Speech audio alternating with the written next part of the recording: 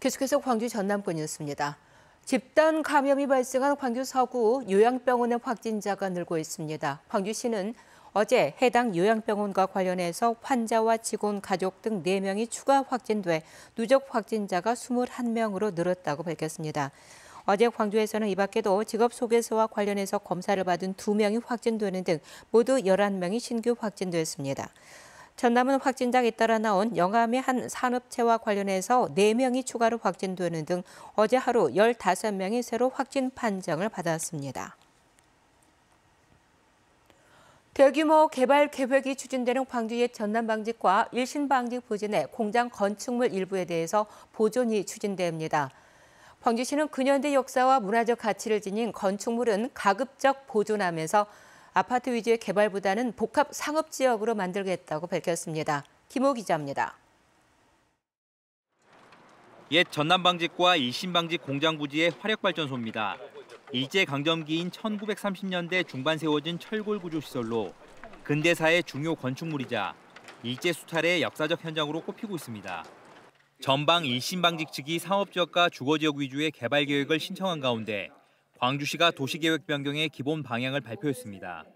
우선 광주시는 이미 원형 보존을 결정한 해방 이전의 시설물 4곳과 함께 추가로 10개 건축물을 우선 보존 대상으로 정하고 구체적인 보존 방식을 논의하기로 했습니다. 대상 건축물은 그동안 검토된 27개 시설 가운데 보존 가치가 높게 나타난 공장 이과 등인데 원형 또는 부분, 이전, 디지털 등 다양한 보존 방식이 검토됩니다. 산업 건축 자산으로서의 가치, 노동의 가치와 노동자의 삶에 대한 인식을 바탕으로 이런 얘기를 한다는 얘기를. 특히 광주시는 아파트 및 주거 위주의 개발을 피하고 신구도심의 균형 발전을 위한 중심 상업지역으로 조성한다는 기본 방향도 밝혔습니다.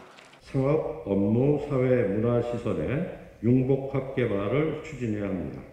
국제적 수준의 호텔과 라키비움 등 복합 문화시설 유치를 요구합니다. 광주시는 이번 기본 방향을 토대로 도시건축 공동위원회의 자문을 거쳐 부지 소유주 측의 협상 조건을 통보할 계획입니다. KBS 뉴스 김호입니다. 광주시가 내년도 본 예산으로 7조 121억 원을 편성해서 시의회에 제출했습니다. 이는 올해보다 11.6% 7,290억 원이 늘어난 것이고 내년 초 시민 1인당 10만 원씩 지급을 추진하는 일상회복지원금 예산은 1,338억 원입니다. 전라남도는 올해보다 8,447억 원이 증가한 10조 470억 원을 편성했습니다. 국가폭력 피해자와 그 가족들의 트라우마 치유를 지원하는 국립트라우마센터가 광주에 들어섭니다. 어제 국회 본회의에서 국립국가폭력트라우마치유센터 설립 및 운영에 관한 법이 통과됨에 따라서 센터 건립이 본격화될 것으로 보입니다. 광주시는 전국 공모와 현장 실사를 거쳐 옛 국군 광주병원으로 입지가 선정된 만큼 이달 안에 행정안전부와 센터 건립을 위한 협약을 맺을 계획이라고 밝혔습니다. 장성의 한 대형 종이 공장에서 수년간 폐수를 무단으로 버려왔다는 의혹이 제기됐습니다. 그 현장을 김혜린 기자가 취재했습니다. 하루에 30만 개의 종이 상자를 생산하는 장성의 한 공장입니다. 바닥에 널브러진 자루 안에 악취를 내뿜는 폐수가 고여 있습니다. 냄새가 너무 심해. 다 폐수. 상자 겉면에 상표 등을 인쇄하고 잉크를 세척하는 과정에서 발생한 폐수를 자루에 담아둔 겁니다. 공장 내부에서 하수관 입구까지 바닥에 폐수 찌꺼기 흔적이 선명하게 남아 있습니다. 직원들은 폐수를 모아놓은 탱크 용량이 차면 넘치는 폐수를 하수구로 흘려보냈다고 말합니다. 넘쳤을 경우에는 관리자에게 보고가 돼 있게끔 되어 있는 구조거든요. 민감한 부분이라. 어떻게 할까요? 그러면 뭐 알아서 처리해라고 그런 식으로 얘기를 했죠. 파지더미 위에 폐수를 들이붓는 모습도 포착됐습니다. 폐수는 관련법에 따라 자체 처리 시설에서 정화 과정을 거쳐 내보내거나 전문 업체를 통해 처리해야 하는데 지켜지지 않은 겁니다. 이 같은 폐수 무단 배출은 내부 제보로 확인됐습니다. 금속노조 광주 전남본부는 해당 공장을 영산강 환경유역청에 고발했습니다. 노조는 해당 공장이 이런 방법으로 한 번에 많게는 3톤 이상의 폐수를 버려왔고 최근까지도 이런 일이 반복돼 왔다고 주장했습니다. 노조는 지난 2018년부터 올해 중순까지 무단 배출된 폐수가 2,500여 톤에 이를 것으로 추정하고 있습니다. 흘려나온 폐수는 경사가 있어 공장에 잡혀있는 황량과 뚝, 땅속에 흘러가게 됩니다. 폐수를 무단 방류한 것은 폐수 처리 비용을 절감하기 위해서입니다. 이에 대해 공장 측은 폐수 무단 배출은 전혀 몰랐던 일로 사실관계를 파악하고 있다고 설명했습니다. 또 자체 조사를 거쳐 관계기관 조사에 협조하겠다고 밝혔습니다. KBS 뉴스 김혜린입니다. 여수 산단 내 화학물질 제조 공장 원유 유출 방지 작업이 사흘째 이어지고 있습니다. 유출 규모가 만만치 않아서 복구에 다소 시간이 걸릴 것으로 보이는데 여수시 의회가 대응 특위를 구성하기로 했습니다. 보도에 정아람 기자입니다. 바위 틈 사이로 검은 기름이 둥둥 떠다닙니다. 흡착포로 기름띠를 걷어내지만 역부족입니다. 화학물질 제조 공장인 오리온 엔지니어드 카본즈 공장에서 원유 유출 사고가 난 건 그제 자정쯤. 5시간에 걸쳐 130톤가량의 원유가 유출돼 일부는 하천으로 흘러들었습니다. 공장 직원들과 주민 등 200여 명이 긴급 방지에 나선 끝에 하천수 표면의 유막은 상당 부분 걷어냈지만 바위 틈새에 낀 원유 찌꺼기 제거는 아직 시작조차 하지 못했습니다. 지금 남아있는 그 유막들을 완벽히 제거를 하고 바닥에 벽에 붙어 있거나 아니면 토양에까지 있는 것들까지도 다 제거를 하는 그런 일정이 남아 있습니다. 사고 원인은 원유 저장 탱크의 수위 측정기 고장. 여수시 의회는 업체 측의 시설 관리와 점검이 부실했다고 보고 있습니다. 또 사고 발생 뒤 9시간이 지나서야 소방서에 신고를 하는 등 대응 과정에도 문제가 있다는 지적입니다. 시의회에서는 특위를 구성을 해서라도 이것이 끝까지 복구될 수 있도록 최선의 노력을 다하도록 하겠습니다. 자칫 대형 해양 오염으로 이어질 뻔한 산단 원유 유출 사고. 여수시는 사고 원인 조사를 마치는 대로 해당 업체를 물환경보전법 위반으로 고발 조치할 예정입니다. KBS 뉴스 정아람입니다.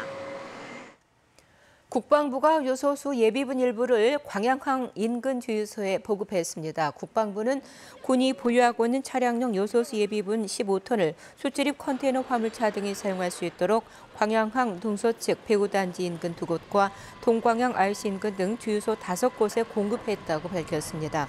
국방부는 광양항 5곳을 비롯해서 부산항 7곳, 인천항 8곳 등 32개 항만 인근 주유소에 요소수를 공급했습니다.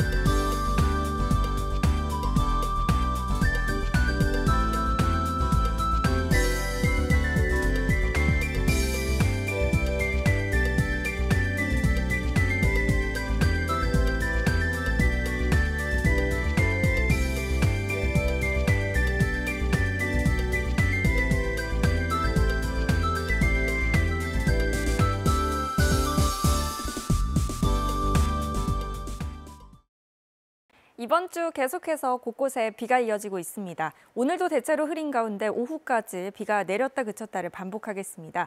예상 강수량은 5에서 10mm고요. 기온이 낮은 높은 산지는 눈으로 내릴 수도 있겠습니다.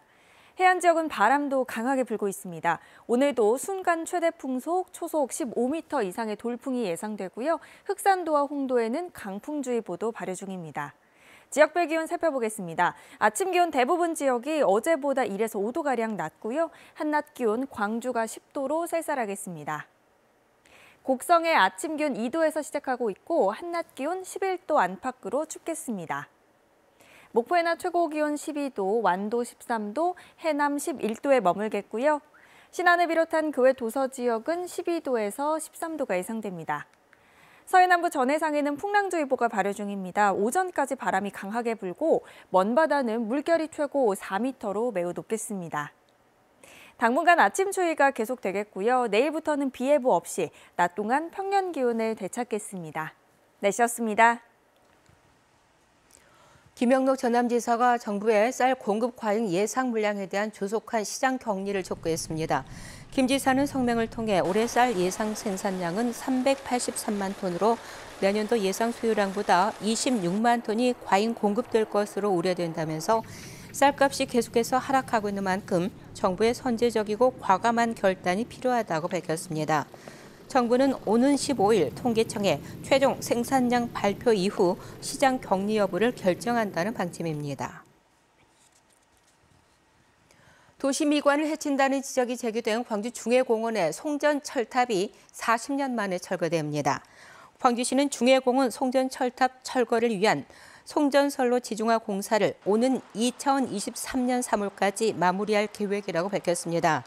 이에 따라 중해공원을 지나는 송전선로 철탑 13기 중 주민 주거지에 밀접한 10기가 지하로 이설됩니다. 전라남도가 행정안전부의 지방자치단체 재정 분석에서 최우수 자치단체로 선정됐습니다. 전남도는 지난해 재정 지출에 대한 평가에서 효율성에서 가등급을 받는 등 종합 점수에서 1위를 차지해 장관 표창과 특별교부세 1억 원을 받았다고 밝혔습니다. 전남도는 특히 지난해 76%였던 공기업 부채 비율을 66%까지 줄이고 지방 보조금 증가를 억제한 점 등이 높은 평가를 받았다고 덧붙였습니다.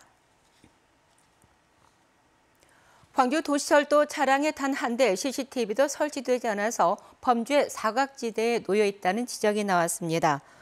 광주시의회 장재성 의원은 자료를 내고 지난해 철도안전법 개정으로 철도 차량 안에 CCTV 설치가 의무화됐는데도 광주 도시철도 차량에는 단 한 대도 설치되지 않았다며 조속한 설치를 요구했습니다.